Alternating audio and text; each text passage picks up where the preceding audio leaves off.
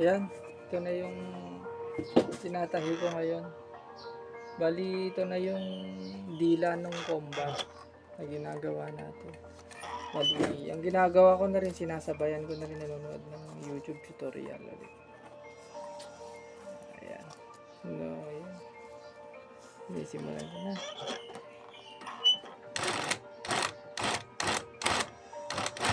Bali, ang ginagawa ko na lang, kinocoveran ko itong gilid niya dito. Ayan, gilid niya. Para hindi naman masagwatin yan pagka tinahi. In-apply natin dun sa combat.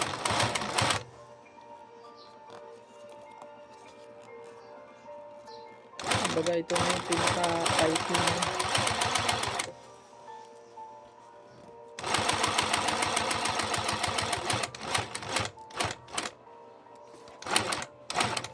sa pagtatahi pala nito dun sa combat. Pag inilagay na natin to, hindi pwedeng rat-ratin tulad dito na pwede lang rat-ratin ng tahi pang mabilisan. Pero pag yung ito ginawa natin dun sa combat, pag nirat-rat natin ng tahi, pangit ang kinalalabasan, tapos mababalian pa tayo ng needle. Kaya kailangan dahan-dahan, ingat-ingat lang sa pag tatahi. Ayan. Pagpasensyahan nyo na pala itong nasa video na pinapanood ko sa YouTube.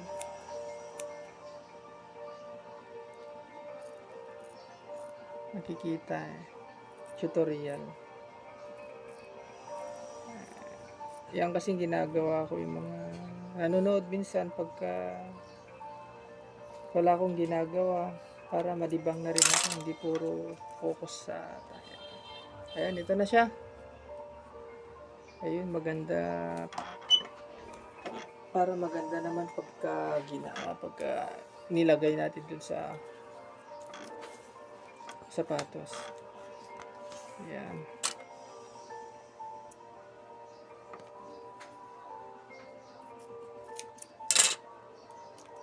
Yun.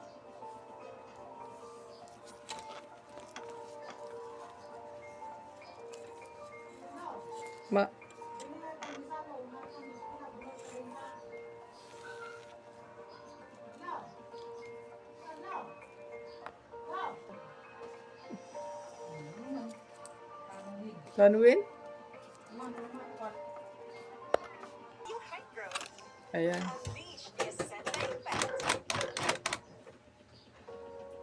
Panoorin mo natin.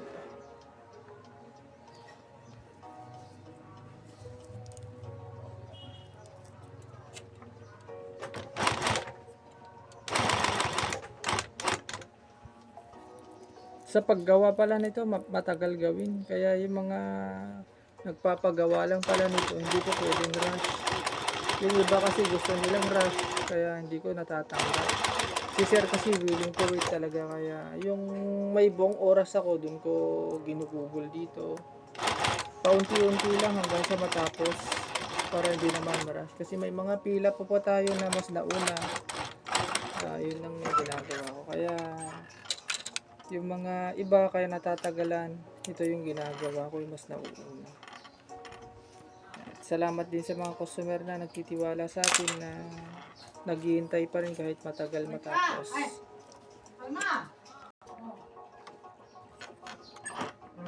Ayan, parang nagutom tuloy ako dun sa naamoy kong pandesal na binili sa labas. Kakagutom, yung tipong hindi, kahit di ka gutom, pag naamoy mo yung amoy na nakakagutom, parang tuloy magugutom ka, parang gusto mo rin kumain kahit busog pa. Ayan. Ito pala, kailangan natin tahiin dun sa gilid. Piping ko dito, nakikita nyo sa ginagawa ko. Kailangan natin tahiin to. Para pagka nai-apply natin dun sa gilid ng combat, hindi naman pangit tingnan. Kung makikita man to, parang style niya lang. Ayan. Ayan yung ginawa. Ayan, tapos na. Tapos yung excess nito, tinatanggal ko na. Ayan. Ito na siya, ito na siya. Kumpara dito sa walang cover, ito may cover dun sa gilid niya. Hindi siya halata. Parang style niya na lang.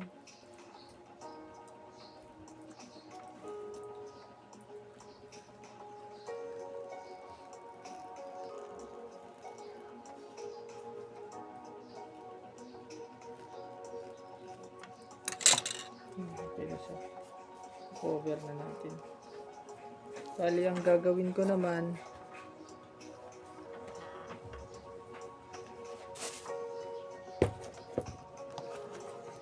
ito pala siya, ganito pala to. Nilalagay natin dyan sa gilid niya. Ayan, ito na siya. Ayan na siya, ganyan siya. Bali, ang gagawin natin, raragbi na natin. Para pagka nilagay ito na yung lalabas. Ayan, gaganyan siya. Style niya na lang. Okay. Ayan, kukoveran ko na rin dito sa baba niya para ready na ilagay natin yung dun sa dila. Kailangan dahan-dahan. Sa mga ganitong trabaho kasi kailangan hindi wag mong madaliin eh. Lalabas talaga yung pagka malikhain mo pagka first time mong gumawa pala nito. Kasi sa totoo lang first time ko gumawa nito eh. Ito. Hindi ko sana maganda yung kinalalabasan. At magustuhan ng magsusuot. Kasi sabi ko kay sir, subukan natin. Kasi first time kong makatanggap ng ganito. Pero yung tinanggap ko to kasi may knowledge na rin talaga ako sa ganito. Na nag full restoration na rin kasi ako sa riding boots. Na noon na ginawa ko rin kay sir na ang una parang nag-aalangan pa ako eh. Kasi nung una dun sa riding boots, first time ko ulit. Sinabi ko kay sir, first time ko kasi gumawa ng ganito.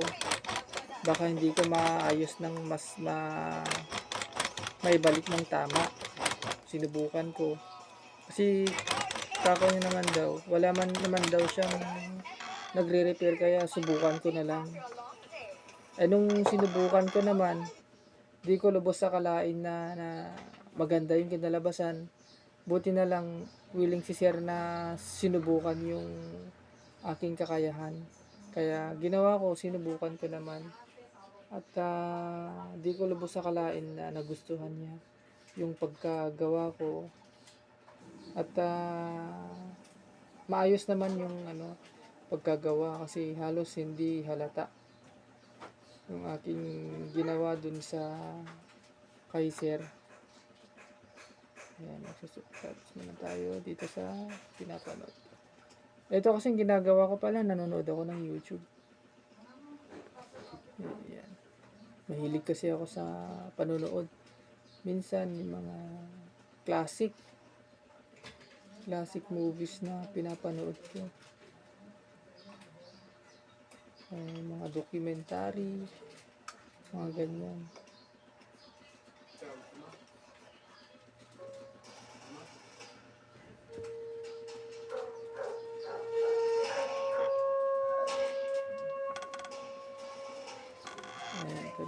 Ito na. Tuloy natin dun sa kwento. Nung natapos ko yung yung kay sir yung dun sa riding boots, nagustuhan niya naman at okay talaga yung pagkagawa ko. At siguro kung humina yung loob ko at di ko tinanggap yun, baka di ko na rin tinanggap to. Kasi wala akong experience dun sa pag-repair ng full restoration. katulad ng boots ni sir. Kaya ito naman, tinanggap ko kasi ko. At least kahit first time kong gumawa ng full restoration ng combat, nakagawa na ako ng riding boots.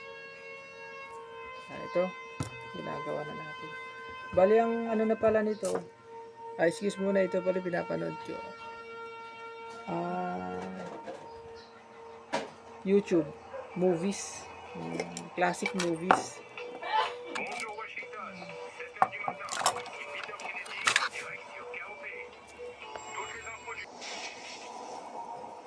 Ito niraragbihan ko na pala. Ito niya pala. Dito sa pinagtahian natin. Dito natin susundan yan. Dito kung makikita niya dito sa video. Ayan.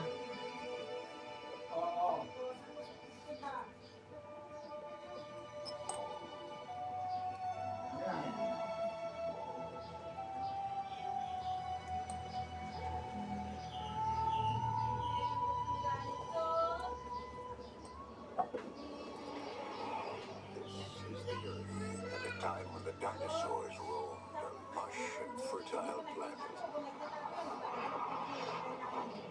Ito kasi mabusisi rin to, matagal na. Dito ako natatagalan dito sa paglalagay natin dito sa rugby. Hindi kasi pwedeng irekta natin na tahiin to na walang rugby. Kailangan muna rugbyhan tapos idikit. Papatuyuin pa natin to, yun nagpapatagal din.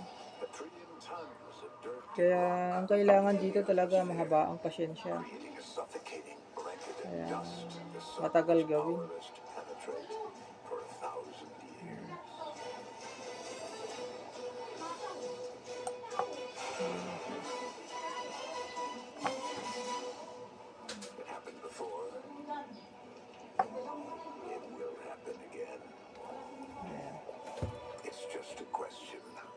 Ito sa labas, sa loob niya.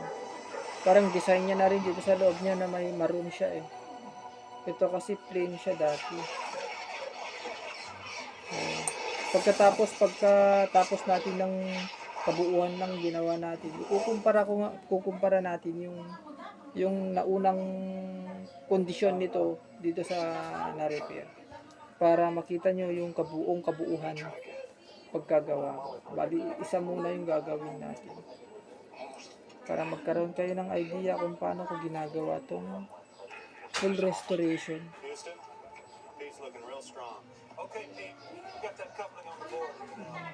We'll give you the go-ahead from down here when it's in alignment.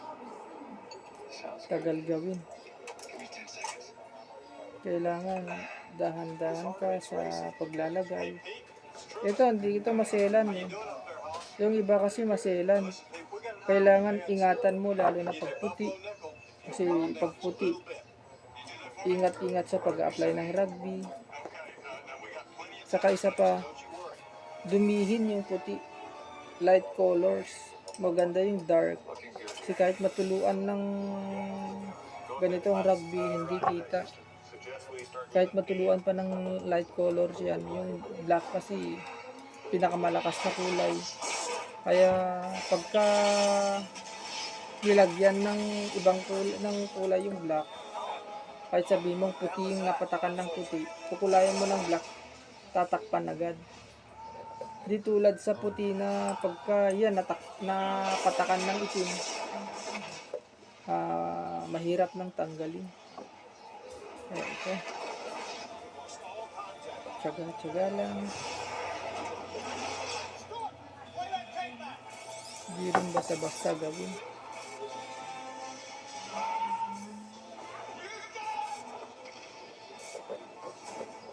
Multiple bogeys. Sector 5, Diner. I have 3. Now 5. Unidentified track. My screen's full. Multiple tracks headed towards the Atlantic seaboard. This could be a surprise missile attack. Sa mga gustong magpagawa, pag sino man nakakanood nito na may combat boots, pwede nyo ipa-check sa akin yung combat boots nyo na pwede pa nating maayos para buhayin ulit natin, para mapakinabangan at masuot ka na. Lalong lalo na yung yung pangpatrolya ng traffic enforcer, nag-ayos din po ako nun. Kahit anong sira, kaya naman mapaswelas, o upper, zipper, pwede nating gawin. Para kung pudpud naman yung swelas, pwede nating dagdagan. Para bumalik sa dati at maayos ulit natin yung boots nyo. Bali, ang ginagawa ko rin dito, nagkukulay, nagtatahi ng sapatos, Space Commander's mga point ganyan. negative. That is 0 global launches. It might just be a piece of the shuttle breaking up as it comes May in. mga next project pa ako rito na gagawin na matatagal din gawin.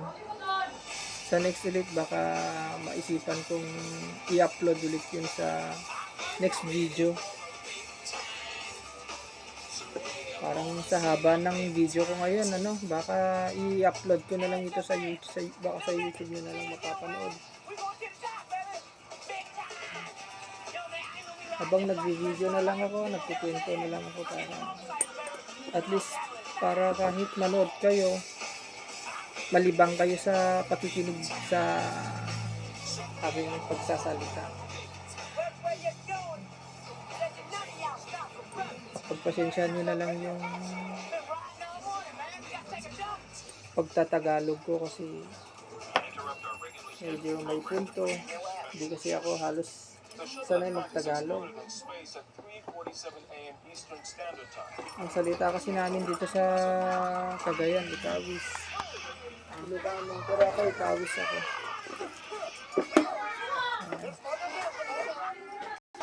So, ito na pala siya. Ito na yung natin, nagawa natin. Bali, apply ko na lang ito dito sa natin mamaya. Papatuyuin ko lang. I-upload ko na lang mamaya ito ulit dun sa YouTube. Okay, salamat. Mag-upload ako mamaya ulit.